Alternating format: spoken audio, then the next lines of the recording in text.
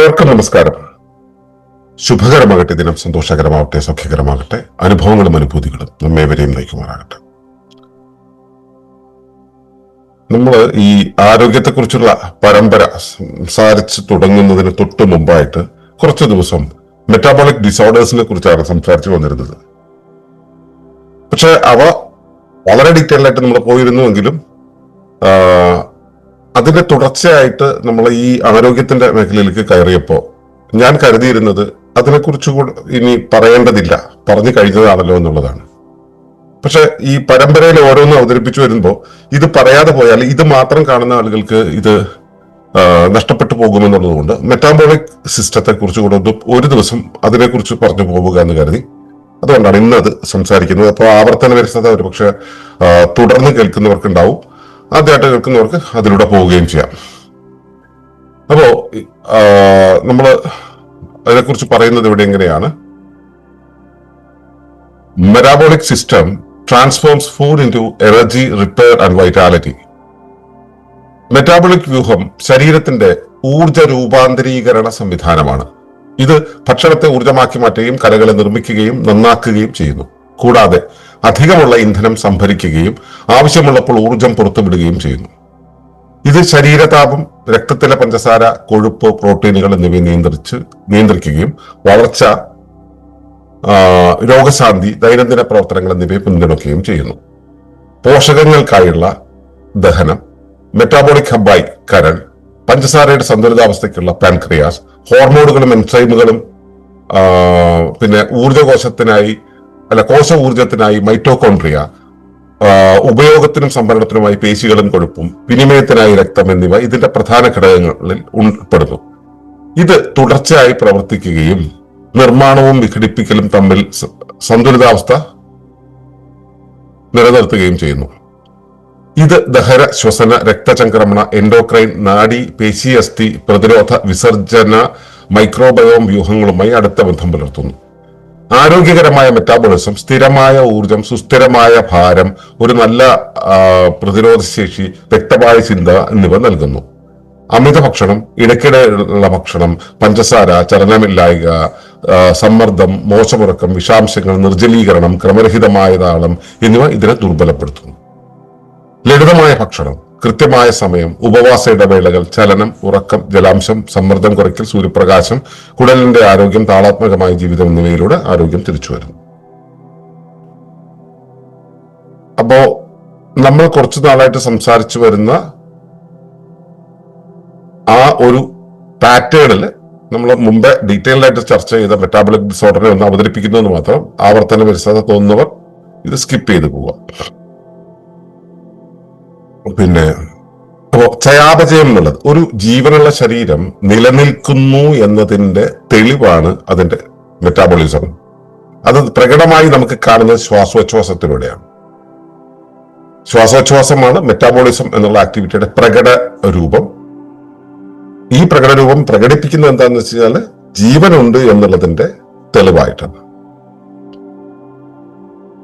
ശരീരത്തിനകത്തേക്ക് ചെല്ലുന്ന ഊർജത്തിന്റെ വിനിമയ പ്രക്രിയയാണ്. ഊർജം മാത്രമല്ല, കോശനിർമ്മാണം, കോശ രൂപീകരണം, കോശത്തിന്റെ അറ്റകുറ്റപ്പണികൾ തുടങ്ങിയ കാര്യങ്ങളെല്ലാം ചെയ്യുന്ന രൂപീകരണ സംവിധാനത്തെയാണ് നമ്മൾ ഈ മെറ്റാബോളിസം അല്ലെങ്കിൽ ചയാപചയം എന്ന് പറയുന്നത്. ഇപ്പോ അന്തരീക്ഷത്തിൽ അയണീകരിക്കപ്പെട്ടിട്ടുള്ള ഓക്സിജൻ തന്മാത്രകൾ അകത്തേക്ക് ചെല്ലുന്നു എന്ന രൂപത്തിൽ നമുക്ക് തൽക്കാലം ശാസ്ത്രം മനസ്സിലാക്കാം. പ്രാണം എന്നുള്ള രീതിയിലുള്ള ഒരു വിപുലമായ ഒരു ഡയമെൻഷൻ അതിനുണ്ട്. ആ ഡയമെൻഷനിലേക്ക് നമ്മൾ ഇപ്പൊ പോകുന്നില്ല. അപ്പോ അത്തരത്തിലുള്ള ശ്വാസം ഉള്ളിലേക്ക് കയറി അത് ശരീരത്തിന്റെ എല്ലാ ഭാഗങ്ങളിലും എത്തി ശരീരത്തിന്റെ ഓരോ ഭാഗത്തുമുള്ള ഊർജ പരിവർത്തനം എന്നുള്ള രീതിയിലേക്ക് അത് മാറ്റുന്നു. എന്തിനെയാണ് പരിവർത്തിപ്പിക്കുന്നത്? നമ്മൾ കഴിക്കുന്ന ഭക്ഷണം, ആ കഴിക്കുന്ന ഭക്ഷണത്തിൽ അടങ്ങിയിട്ടുള്ള കാർബോഹൈഡ്രേറ്റ്, പ്രോട്ടീൻ, ഫാറ്റ് തുടങ്ങിയ കാര്യങ്ങളിൽ നിന്നും അടങ്ങിയിട്ടുള്ള ലീന രൂപത്തിൽ അടങ്ങിയിട്ടുള്ള ഊർജത്തെ അത് വെളിപ്പെടുത്തുന്നു. അവിടെ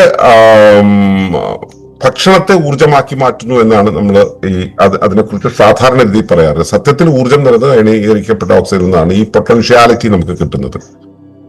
അത് സംഭരിക്കപ്പെട്ടിട്ടുള്ള ഇന്ധനം എന്നുള്ള രൂപത്തിൽ ഉള്ള ഒന്നിനെ ഭക്ഷണത്തെ പരിവർത്തിപ്പിച്ചിട്ട് അത് വെളിപ്പെടുത്തും. മിറ്റോകോൺട്രിയക്ക് വഴി അത് വെളിപ്പെടുത്തുന്നു എന്നുള്ളത് ഒരു വശത്ത്. രണ്ടാമത്, ശരീരത്തിന് ആവശ്യമായ ഘടകങ്ങളെ, പരിസര ഘടകങ്ങളെ ശരീര നിർമ്മിതിയുടെ പാർട്ടാക്കി മാറ്റുക എന്നുള്ള ഒരു പ്രക്രിയയാണ് മെറ്റാബോളിക് വ്യൂഹത്തിലെ ഏറ്റവും ഭൗതികമായ ഒരു ആക്ടിവിറ്റി എന്ന് പറയുന്നത്. അപ്പോ ഭക്ഷണത്തെ ഊർജമാക്കി മാറ്റുക എന്നുള്ള പ്രക്രിയ ചെയ്യുന്ന ഒന്ന്. രണ്ട്, കലകളെ നിർമ്മിക്കുന്നു. ഈ പുതിയ കോശങ്ങളെയും കലകളെയും നിർമ്മിക്കുന്നു. അതിന് കേടുപാടുകൾ ഉണ്ടാവുമ്പോൾ അതിനെ നന്നാക്കുന്നു. കേടുപാടുകൾ ഉണ്ടാകുമ്പോൾ എന്ന് വെച്ച് കഴിഞ്ഞാൽ കുറെ പ്രവർത്തിച്ചു കഴിയുമ്പോൾ അതിന്റെ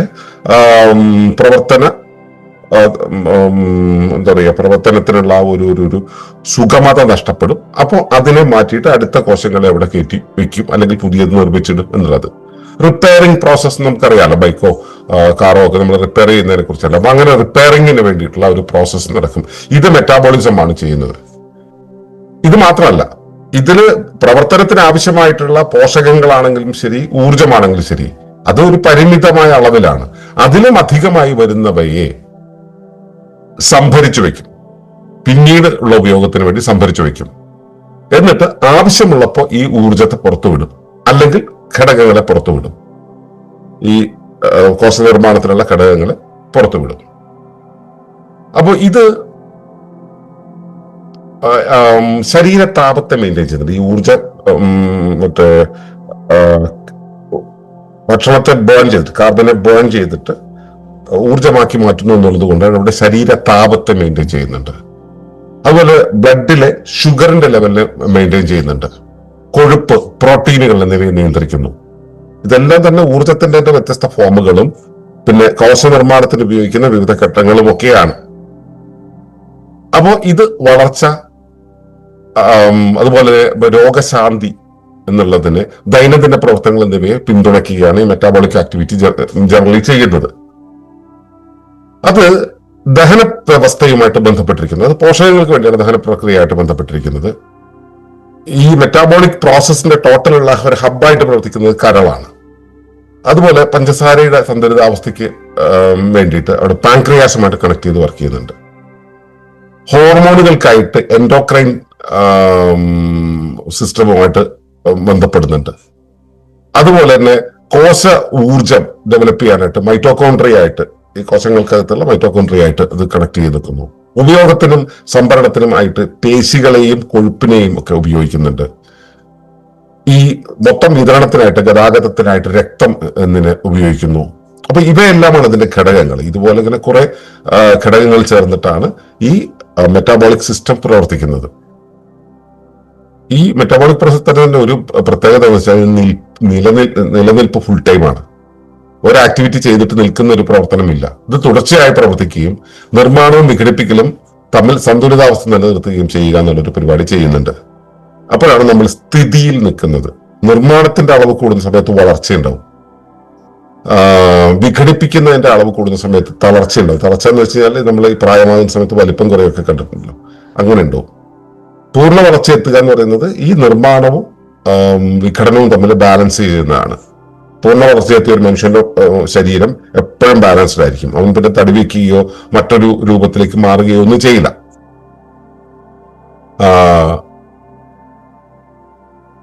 ഇത് നേരത്തെ പറഞ്ഞു, അത് ദഹന, ശ്വസന, രക്തചംക്രമണ, എൻഡോക്രൈൻ, നാഡി, പേശി, അസ്ഥി, പ്രതിരോധ, വിസർജന, മൈക്രോബയോം വ്യൂഹങ്ങളുമായി അടുത്ത ബന്ധം പുലർത്തുന്നു.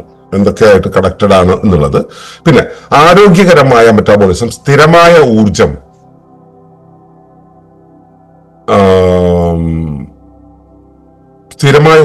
പ്രൊഡ്യൂസ് ചെയ്യും. അതായത് ഏത് സമയത്തും നമ്മൾ ഊർജ്ജസ്വലതയിലായിരിക്കാൻ. ഇപ്പൊ ഉറക്കത്തിന്റെ സമയത്ത് പൂർണ്ണമായിട്ടും തളർച്ചയിലേക്ക് പോയി വിശ്രമാവസ്ഥയിലേക്ക് പോകാൻ നമ്മൾ ഡയറക്റ്റ് ചെയ്യും.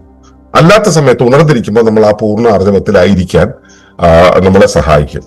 ഈ ലതാർജിക്കായിട്ടുള്ള ഒരു അവസ്ഥ ഉണ്ടല്ലോ, ഷുഗറൊക്കെ വന്നു കഴിയുമ്പോൾ അല്ലെങ്കിൽ BP ഒക്കെ വന്നു കഴിയുമ്പോൾ നമുക്ക് മൊത്തം ഒരു തളർച്ച തോന്നുന്ന ഒരു അവസ്ഥയുണ്ടല്ലോ. ഈ അവസ്ഥ ഉണ്ടാവില്ല, ശരിയായ മെറ്റാബോളിസം നടക്കുന്നില്ല. അതിനർത്ഥം ഈ പറയുന്ന അസുഖങ്ങൾ, നമ്മുടെ നിത്യജീവിതത്തിൽ വരുന്ന സാധാരണ അസുഖങ്ങളെല്ലാം തന്നെ ഈ മെറ്റാബോളിക് ഡിസോർഡറുകളിൽ പെട്ടതാണ് എന്നുള്ളതാണ്. പിന്നെ ഭാരം ഇങ്ങനെ കൂടിക്കൂടി വരുന്ന ഒരു പരിപാടി ഈ മെറ്റാബോളിക്സം കൃത്യമായിട്ട് വർക്ക് ചെയ്യുന്ന സമയത്ത് ഉണ്ടാവില്ല. അത് കൃത്യമായിരിക്കും.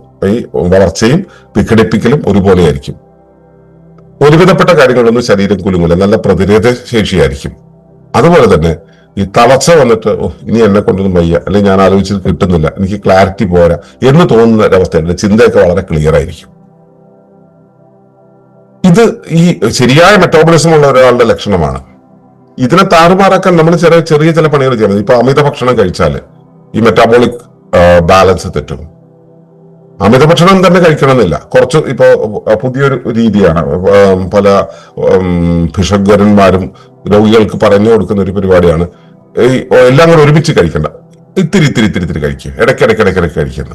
ഈ ഇടയ്ക്കിടയ്ക്ക് കഴിക്കുന്ന സമയത്ത് ദഹന വ്യവസ്ഥയുടെ ഒരു പാറ്റേൺ, ദഹനക്രമം എന്നുള്ളത് സാധനം തെറ്റിപ്പോകുന്നുള്ളത് അവര് പരിഗണിക്കുന്നില്ല.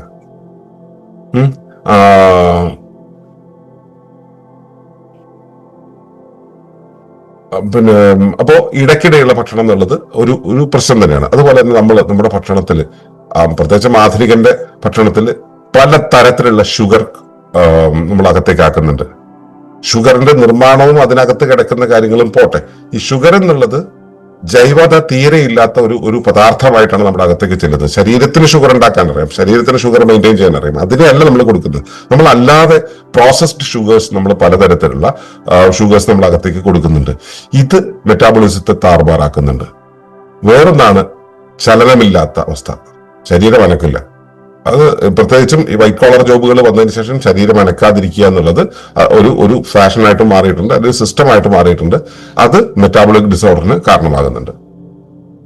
പിന്നെ മെന്റലി ഓർ ഫിസിക്കലി കാര്യങ്ങളെല്ലാം സുഗമമായി പോകുന്നതാണ് ശരീരപ്രവർത്തനത്തിന് ഏറ്റവും നല്ലത്, മെറ്റാബോളിസത്തിന് ഏറ്റവും നല്ലത്. പക്ഷേ നമ്മൾ അങ്ങനെയല്ല, പലപ്പോഴും സമ്മർദ്ദങ്ങളിലായിരിക്കുമ്പോൾ ഈ മെറ്റാബോളിക് സിസ്റ്റത്തിന്റെ ബാലൻസ് തെറ്റും. ഇതെല്ലാം ക്ലിയർ ആക്കണമെങ്കിൽ നല്ലപോലെ ഉറങ്ങി തീർത്താൽ മതി. ആ ഉറക്കവും മോശമാണ്. നമ്മൾ ഉറങ്ങുന്നത് നമ്മൾ വർഷങ്ങളായിട്ട്, അല്ലെങ്കിൽ ഒരുപക്ഷെ യുഗങ്ങളായിട്ട്, അല്ലെങ്കിൽ വേണ്ട നൂറ്റാണ്ടുകളായിട്ട് നമ്മൾ ഉറങ്ങുന്നത് രാത്രി ഒരുപാട് ഇരുട്ടിയതിനു ശേഷമാണ്. 6-6:30 ആകുമ്പോഴേക്കും സൂര്യപ്രകാശം പോയി കഴിഞ്ഞാൽ നമ്മൾ ഉറങ്ങണമെങ്കിൽ സമയമെടുക്കും. അപ്പോ മോശമുറക്കം, അതുപോലെ തന്നെ വൈകി എഴുന്നേൽക്കുക തുടങ്ങിയ കാര്യങ്ങളുണ്ടല്ലോ. പിന്നെ ഉറങ്ങുന്നതിന് തൊട്ട് മുമ്പായിട്ട്, അല്ലെങ്കിൽ രാത്രിയൊക്കെ ഭക്ഷണമൊക്കെ കഴിച്ചിട്ടുണ്ടെങ്കിൽ ശരിയായ ഉറക്കം അവിടെ രാത്രി നടക്കണമെന്നില്ല. അപ്പോൾ മോശം ഉറക്കം ഉണ്ടാവുക. അതുപോലെ തന്നെ നമ്മുടെ ശരീരത്തിലേക്ക് വിഷാംശങ്ങൾ, പലതരം വിഷാംശങ്ങൾ, ഈ സംസ്കരിച്ച ഭക്ഷണവും ഇത്തരത്തിലുള്ള കഴിക്കുന്ന സമയത്ത് നമ്മുടെ ശരീരത്തിലേക്ക് ഇഷ്ടം പോലെ വിഷാംശങ്ങൾ കയറുന്നു. ഇതൊക്കെ ചെയ്താലും നമ്മൾ വെള്ളം കുടിക്കുകയില്ല. ഇതിലേക്ക് അപ്പുറത്ത് നമ്മുടെ ജീവിതത്തെ ഇളക്കി മറിക്കുന്ന ഒരുപാട് സ്വാധീനിത ഘടകങ്ങൾ നമ്മുടെ ചുറ്റുമുണ്ട്. അപ്പോൾ ആ സ്വാധീനിക്കുന്ന ഘടകങ്ങളെ, നമ്മുടെ സംഗീതത്തെ, നമ്മുടെ ശരീര ചലനത്തെ, നമ്മുടെ ശരീരം ചുറ്റുമായി ഇടപെടുന്ന കാര്യങ്ങളെല്ലാം സ്വാധീനിക്കുന്നുണ്ട്. അത് ക്രമരഹിതമായ ഒരു താളത്തിലൂടെ പോകുവാൻ നമ്മളെ പ്രേരിപ്പിക്കുന്നുണ്ട്. ഈ ക്രമരഹിത താളം എന്ന് പറയുമ്പോൾ നമ്മുടെ ജൈവഘടികാരത്തിന് കൺഫ്യൂഷൻ ഉണ്ടാവും. ഈ ടോട്ടൽ സിസ്റ്റത്തെ അത് ബാധിക്കുകയും ചെയ്യും. ഇതിലേക്ക് വരാൻ വളരെ എളുപ്പമാണ്. ഇത് മെറ്റാബോളിക് സിസ്റ്റത്തെ ശരിയായ രീതിയിൽ പാലിക്കാൻ എളുപ്പമാണ്. കൃത്യമായ സമയത്ത് ഭക്ഷണം കഴിക്കുക, ലളിതമായ ഭക്ഷണം കഴിക്കുക, കൃത്യമായ രീതിയിൽ ഉപവാസ ഇടവേളകൾ നൽകുക, നല്ല ചലനം ഉണ്ടാവുക, നല്ലപോലെ ഉറങ്ങുക, നല്ല ജലാംശം ഉണ്ടാവുക, സമ്മർദ്ദം കുറയ്ക്കുക, സൂര്യപ്രകാശം ആവശ്യത്തിന് കൊള്ളുക, നമ്മുടെ ശരീരത്തെ പരിസരവുമായിട്ട് എക്സ്പോസ് ചെയ്ത് വെക്കുക, പിന്നെ കുടലിലെ മൈക്രോബയോമിന്റെ ആ ഒരു ആരോഗ്യത്തെ മെയിൻറ്റെയിൻ ചെയ്യുക തുടങ്ങിയതെല്ലാം ചെയ്തു കഴിഞ്ഞാൽ മെറ്റാബോളിസം ശരിയായ രീതിയിൽ പ്രവർത്തിക്കും. അതിൽ ഏറ്റവും പ്രധാനപ്പെട്ടത് മണിയേട്ടൻ പറഞ്ഞ താളാത്മകമായ ജീവിതമാണ്. ജീവിതത്തെ തന്നെ റിഥമിക്കായിട്ട് കൊണ്ടുപോവുക, താളാത്മകമായി കൊണ്ടുപോകുന്ന സമയത്ത് ഇവയെല്ലാം അതിന്റെ യഥാസ്ഥാനങ്ങളിലേക്ക് വന്നുകൊള്ളും. എല്ലാ പ്രവർത്തനങ്ങളും എല്ലാം തന്നെ അതിന്റെ യഥാസ്ഥാനങ്ങളിലേക്ക് വന്നുകൊള്ളും എന്നുള്ളതാണ്. അപ്പൊ ഇതൊരു ഓർമ്മപ്പെടുത്തൽ എന്നുള്ള രീതിയിൽ പറയുന്നു എന്ന് മാത്രം. മെറ്റാബോളിസത്തെ കുറിച്ചുള്ള വളരെ ഡീറ്റെയിൽഡ് ആയിട്ടുള്ള പഠനങ്ങൾ നമ്മൾ ഇതിനു മുമ്പ് നമ്മുടെ ആരോഗ്യ പരമ്പര ഈ പരമ്പര തുടങ്ങുന്നതിന് തൊട്ട് മുമ്പായിട്ട് നമ്മൾ സംസാരിച്ചിട്ടുണ്ട്.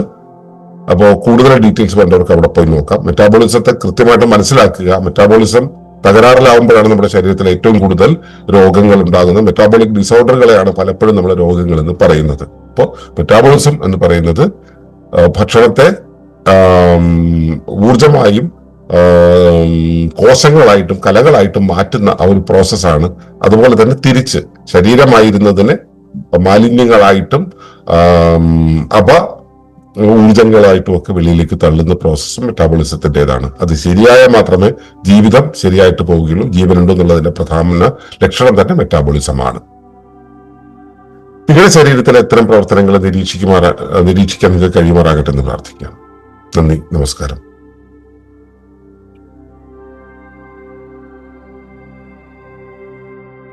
തുടർന്നു കാണുന്നതിന് മുമ്പായി ഈ വിഷയം ഇഷ്ടമായെങ്കിൽ ഒന്ന് ലൈക്ക് ചെയ്യുക, കമന്റ് ചെയ്യുക, ഷെയർ ചെയ്യുക. നിങ്ങൾ പ്രകൃതിയെ ഇഷ്ടപ്പെടുന്നുവെങ്കിൽ ഈ ചാനൽ ഒന്ന് സബ്സ്ക്രൈബ് ചെയ്യുക.